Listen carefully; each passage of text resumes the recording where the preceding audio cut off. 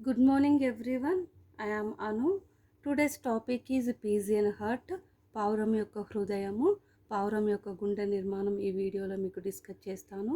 ఇది semester 2 and semester 3 syllabus. Okay, గుండె యొక్క నిర్మాణము లేదా హృదయం యొక్క నిర్మాణము. ఫస్ట్ ప్రసన్న వ్యవస్థలో, పావురం యొక్క ప్రసన్న వ్యవస్థలో రక్తము, గుండె, ధమని వ్యవస్థ, శిర వ్యవస్థలని ఉంటాయని మనకు తెలుసు. పావురం యొక్క రక్తంలో 2 రకాల కణాలు ఉంటాయి. ప్లాస్మా రక్త కణాలు అనే భాగాలు ఉంటాయి.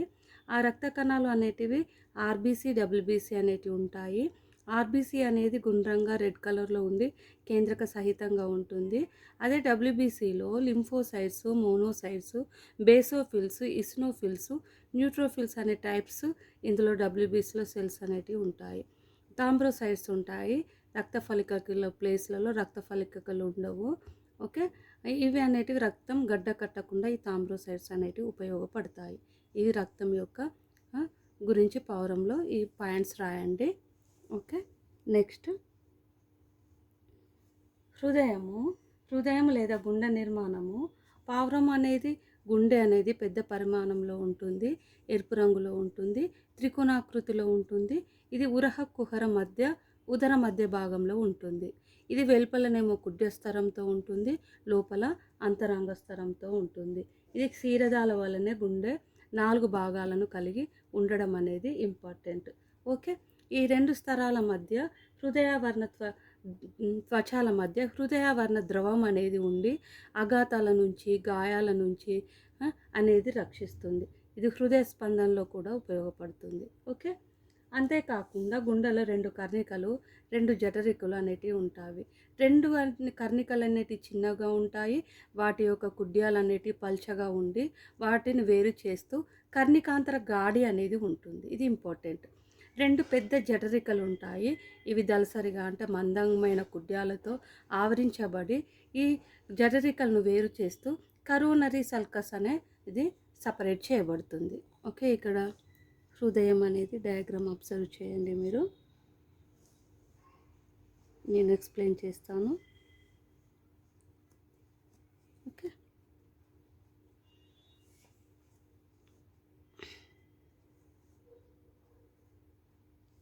ఒకసారి చూడండి.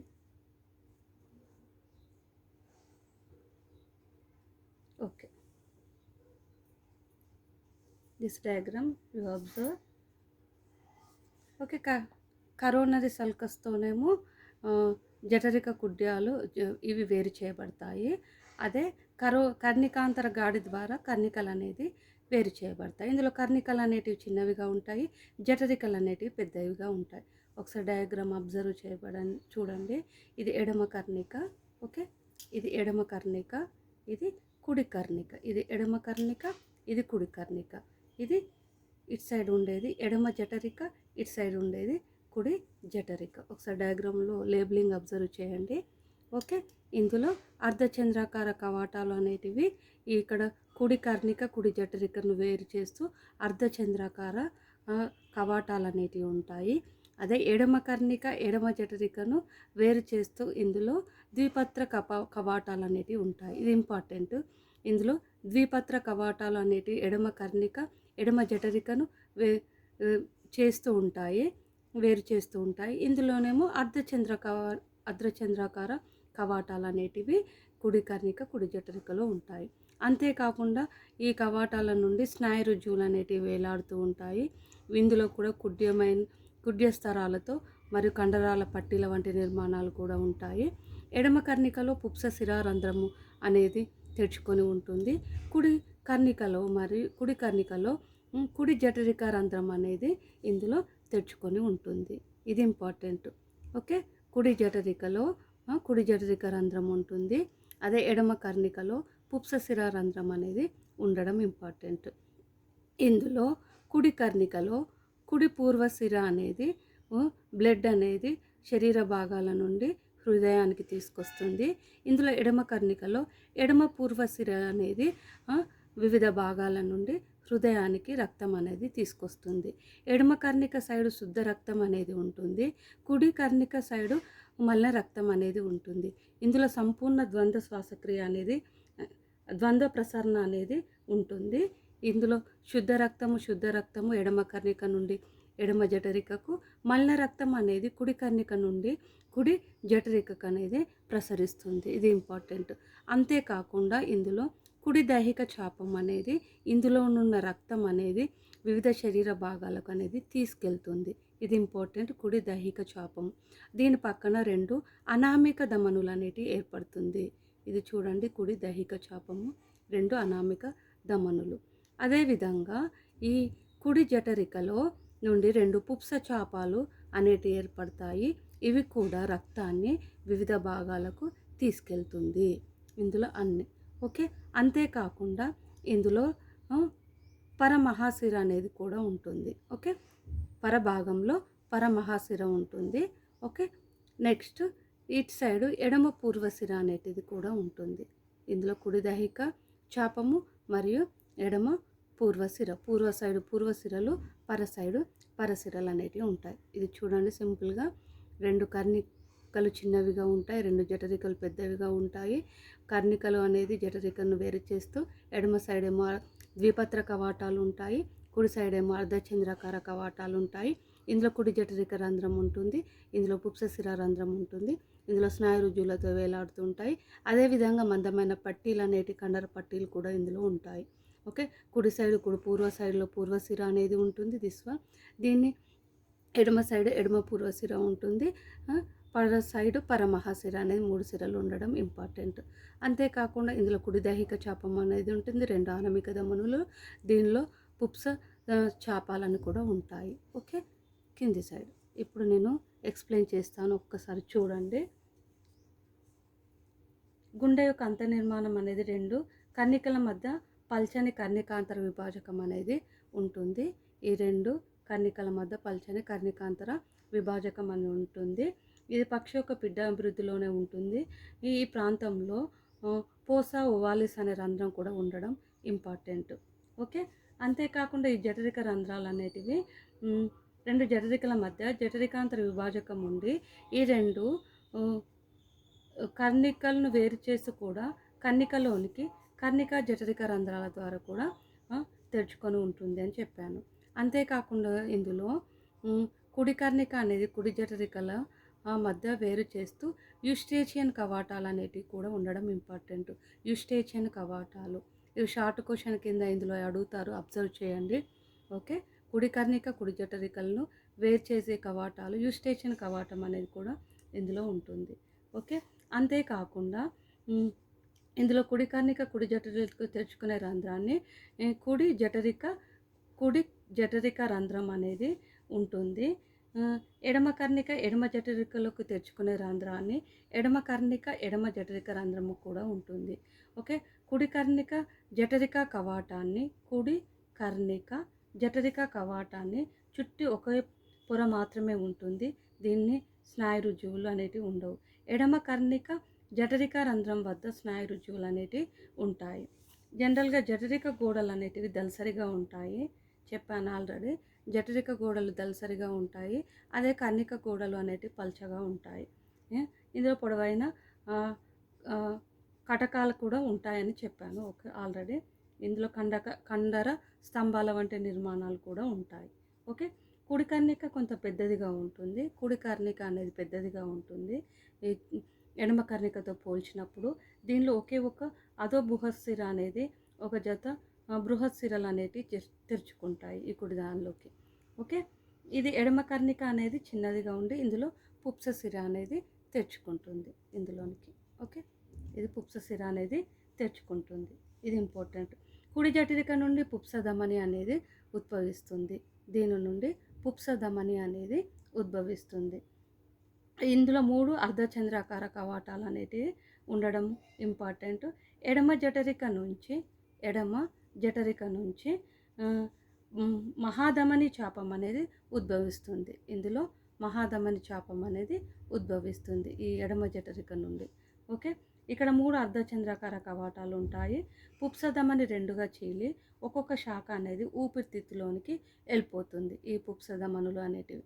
ఓకే, ఇందులో 2 అనామిక ధమనులు, 1 కుడి దైహిక చాపం అనేది కూడా ఉంటుంది. ఓకే, పక్షులలో కుడి మహాధమని చాపం ఒకటే ఉంటుంది. ఓకే, కుడి మహాధమని చాపం అనేది ఒకటే ఉంటుంది. గుండె పనిచేసే విధానం చూడండి. పావురం అనేది గుండెలో 2 కర్ణికలు 2 జఠరికలను వేరు చేస్తూ ఉండడం వల్ల శుద్ధ మలిన రక్తాలు అనేటివి కలియవు. ఇందులో వేరువేరుగా ఉంటుంది. దీనిలో ద్వంద్వ ప్రసరణ అనేది జరుగుతుంది. పక్షి గుండెల యొక్క 2 లయ రంభకాలు ఉంటాయి. ఒకటి శిరాకర్ణిక కనుపు వద్ద, ఇది కర్ణికలో ఉంటుంది. కర్ణిక జఠరిక కనుపు అని అంటారు. ఇది కర్ణికాంతర విభాజకంతో వేరు చేయబడుతుంది. ఇక్కడ ఉంది చూడండి, జఠరికాంతర విభాజకము. కర్ణికలో ఉండే కర్ణికాంతర విభాజకాలు అనేది వేరు చేయబడి ఉంటాయి. ఓకే, ఒక బృహత్శిర అనేది ఒకే ఒక అధ బృహత్శిర మలినాన్ని రక్తాన్ని కుడి కర్ణికలోనికి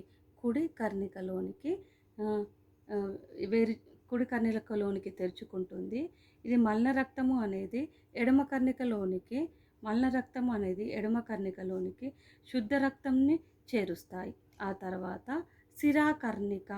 శిరాకర్ణిక నుంచి సంకోచ తరంగాలు అనేటివి విస్తరించడం వలన 2 కర్ణికలు ఒకేసారి సంకోచించడం అనేది జరుగుతాయి. ఆ సమయంలో మలిన రక్తం అనేది కుడి కర్ణిక నుంచి కుడి జఠరికలోనికి ఇక్కడ పెట్టాను ఆల్రెడీ. కుడి కర్ణికల నుంచి కుడి జఠరికలోనికి శుద్ధ రక్తము ఎడమ కర్ణికలో నుండి ఎడమ జఠరికలోనికి ప్రవేశిస్తుంది.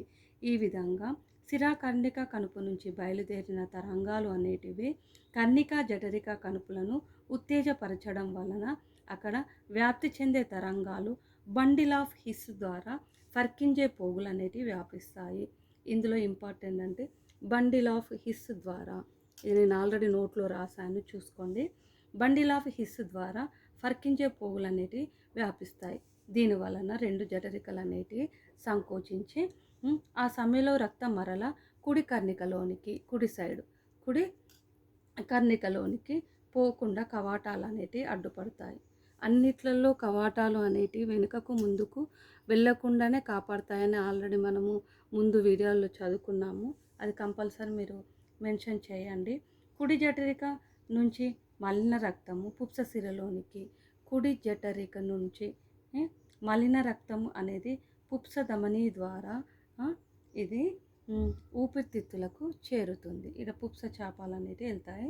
ఎడమ జఠరిక నుంచి శుద్ధ రక్తం అనేది వివిధ భాగాలకు అనేటివి పోవడం వలన ఈ విధంగా ద్వంద్వ ప్రసరణ అనేది పావురంలో జరుగుతుంది. ఇది ఇంపార్టెంట్. ఒకసారి నోట్స్ కూడా చూడండి. ఓకే, ఇందులో కుడి కర్ణిక ఎడమ కర్ణిక కంటే పెద్దదిగా ఉంటుంది. దీని నుండి 3 మహాశిరలను అనేది స్వీకరిస్తుంది. కుడి ఎడమ పశ్చిమ మహాశిరలు అనేటివి ఉంటాయి. ఇవి కండరయుత కవాటాలను కలిగి ఉంటాయి. స్నాయు రుజువులు అనేటివి కూడా ఉంటాయి. ఎడమ కర్ణిక చిన్నదిగా ఉండి ఇది ఊపిరితిత్తుల నుంచి మళ్ళీ 4 పుప్సశిరలను అనేటివి వెలువలుస్తుంది. ఇందులో కుడి దైహిక చాపం అనేది ఉంటుంది. ఇందులో 3 అర్ధచంద్రాకార కవాటాలు అనేటివి ఉంటాయి. వీటిని త్రాపకాలు లేదా ట్రాబిక్యుల్ అని కూడా పిలుస్తారు. అదే మలిన శుద్ధ రక్తం వేరువేరుగా ఉండడం వల్ల కుడి భాగంలో మలిన రక్తాన్ని స్వీకరించి పంపిణీ చేస్తుంది, ఎడమలో శుద్ధ రక్తాన్ని అనేది స్వీకరించి పంపిణీ చేస్తుంది. ఇందులో సంపూర్ణ ద్వంద్వ ప్రసరణ అనేది జరుగుతుంది. అందుకే వీటిని పుప్స ప్రసరణం అనేది కూడా అంటారు. ఇందులో అధిక శరీర ఉష్ణోగ్రతను 102 నుండి 112 ఫారెన్ హీట్ని కాపాడడంలో ఇది ఉపయోగపడుతుంది. ఇది కూడా ఇంపార్టెంట్. అధిక శరీర ఉష్ణోగ్రతను కాపాడడానికి కూడా ఉపయోగపడుతుంది. పక్షులలో అధిక శక్తి ఉత్పత్తి చేయడానికి జీవక్రియ వేగం కూడా ఎక్కువగా ఉంటుంది. దీని యొక్క హృదయ పరిమాణము స్పందన రేటు కూడా పక్షి యొక్క చురుకుదనంపై ఆధారపడి ఉంటుందని చెప్తారు. అందుకే పక్షి యొక్క గుండెలో 2 రంభకాలు ఉండడం అనేది ఇంపార్టెంట్. ఒకటి శిరాకర్ణిక కనుపు అనేది ఉంటుంది, ఇంకోటి కర్ణిక జఠరిక కనుపులు అనేటివి ఉండడం వలన ఇవి రక్తం అనేది బండిల్ ఆఫ్ హిస్ ద్వారా ఫర్కింజి పోగులను తయారు చేస్తుంది. ఓకే, 2 కనుపుల వలన బండిల్ ఆఫ్ హిస్ లేదా ఫర్కింజి పోగులకు చేరుతుంది. కాబట్టి ఇది ఎడమ జఠరిక నుంచి రక్తము అనేది కుడి దైహిక చాపం శరీర వివిధ భాగాలకు తీసుకొని వెళ్ళిపోవడం అనేది ఇంపార్టెంట్. ఈ విధంగా పుప్సధమనుల ద్వారా ఊపిరితిత్తులకు చేరిన రక్తం అనేది రక్తం శుభ్రం చేసి 2 సార్లు జరుగుతుంది. కాబట్టి ఈ విధంగా పుప్స ప్రసరణ అనేది జరుగుతుంది ఈ విధంగా. ఓకే, ఇందులో పుప్స ప్రసరణ ద్వారా వెళ్ళిపోయిన తర్వాత ఆక్సిజనేటెడ్ బ్లడ్ అనేది శుభ్రపడుతుంది. అప్పుడు పుప్స ప్రసరణ జరుగుతుంది. ఇందులో మీకు నచ్చినట్లయితే లైక్ చేయండి, సబ్స్క్రైబ్ చేయండి. కంపల్సరీ సబ్స్క్రైబ్ చేయించుకోండి. Thank you. ఒక్కసారి నోట్ చూసుకోండి. ఇందులో కుడి దైహిక చాపము, 2 అనామిక ధమనులు, పుప్స చాపం అనేది కూడా ఇంపార్టెంట్.